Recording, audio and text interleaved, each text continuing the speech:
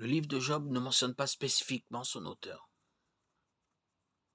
Les candidats les plus probables sont Job, Eliaou, Moïse et Salomon. La date de la paternité du livre de Job serait déterminée par l'auteur du livre de Job. Si Moïse en était l'auteur, la date serait d'environ 1440 avant Jésus-Christ. Si Salomon en était l'auteur, la date serait d'environ 950 avant Jésus-Christ. C'est parce que nous ne connaissons pas l'auteur, nous ne pouvons pas connaître la date de la rédaction. Le livre de Job nous aide à comprendre ce qui suit. Satan ne peut pas nous détruire financièrement et physiquement, à moins que ce ne soit avec la permission de Dieu. Dieu a le pouvoir sur ce que Satan peut et ne peut pas faire. Il est au-delà de notre capacité humaine de comprendre les pourquoi derrière toute la souffrance dans le monde. Les méchants recevront leur juste récompense. Nous ne pouvons pas toujours blâmer la souffrance et le péché sur notre mode de vie. La souffrance peut parfois être autorisée dans nos vies pour purifier, tester, enseigner ou fortifier l'âme. Dieu reste suffisant et il mérite et demande notre amour et nos louanges dans toutes les circonstances de la vie.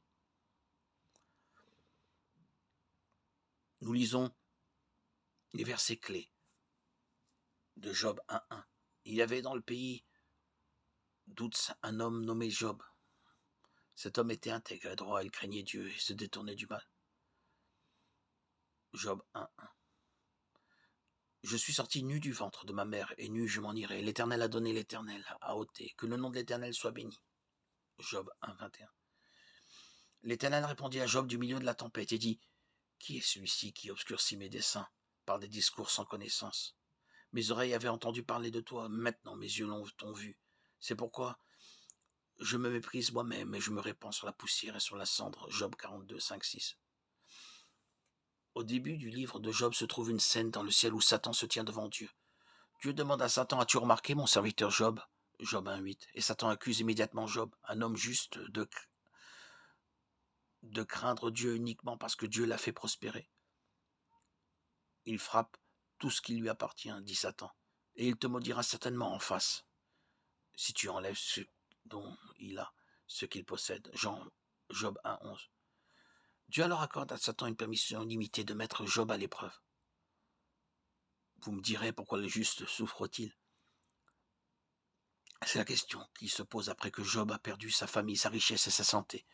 Les trois amis de Job, Eliphaz, Bildad et Tsophar, viennent le réconforter et discuter de sa série de tragédies écrasantes.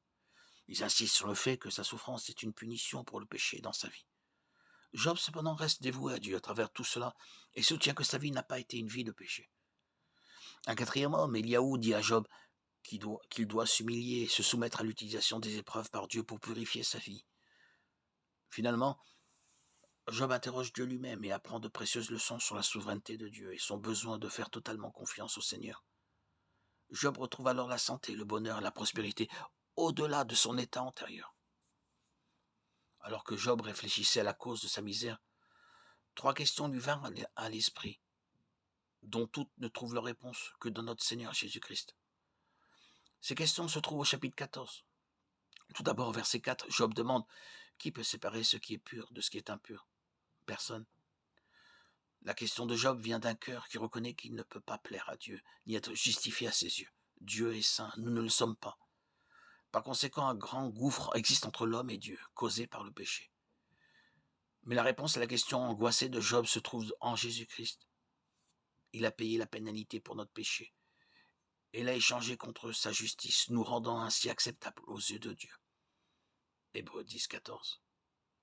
Colossiens 1, 21, 23, 2 Corinthiens 5, 17. La deuxième question de Job, l'homme meurt et se prosterne. L'homme expire. Et où est-il? Est une autre question sur l'éternité, la vie et la mort, à laquelle seul le Christ répond. Avec le Christ, la réponse à la question « Où est-il ?» est la vie éternelle au ciel. Sans le Christ, la réponse est une éternité dans les ténèbres du dehors, où il y a des pleurs et des grincements de dents.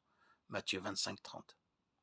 La troisième question de Job qui se trouve au verset 14 est « Si un homme revivra-t-il ?»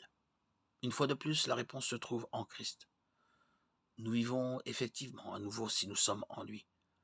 Lorsque ce corps corruptible aura revêtu l'incorruptibilité et ce corps mortel l'immortalité, Alors s'accomplira la parole qui est écrite.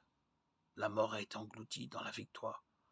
Où est ta victoire, ô mort? Où est ton aiguillon, ô mort? 1 Corinthiens 15, 54-55. Le livre de Job nous rappelle qu'il y a un conflit cosmique qui se déroule dans les coulisses et dont nous ne savons généralement rien. Souvent, nous nous demandons pourquoi Dieu permet quelque chose et nous remettons en question ou doutons de la bonté de Dieu, sans voir la situation dans son ensemble. Le livre de Job nous enseigne à faire confiance à Dieu en toutes circonstances. Nous devons faire confiance à Dieu, non seulement quand nous ne comprenons pas, mais parce que nous ne comprenons pas. Le psalmiste nous dit, quant à Dieu, ses voies sont parfaites. Psaume 18, 30. Si les voies de Dieu sont parfaites, alors nous pouvons avoir confiance que tout ce qu'il fait et tout ce qu'il permet est également parfait. Cela peut nous sembler impossible, mais notre esprit n'est pas l'esprit de Dieu. Il est vrai que nous ne pouvons pas nous attendre à comprendre parfaitement son esprit, comme il nous le rappelle. Car mes pensées ne sont pas vos pensées, et vos voix ne sont pas mes voix, dit l'Éternel. Car autant les cieux sont élevés au-dessus de la terre, autant mes voix sont élevées au-dessus de vos voix, et mes pensées au-dessus de vos pensées. Ésaïe 55, 8, 9. Néanmoins, notre responsabilité envers Dieu est de lui obéir, de lui faire confiance, et de nous soumettre à sa volonté, que nous la comprenions ou non.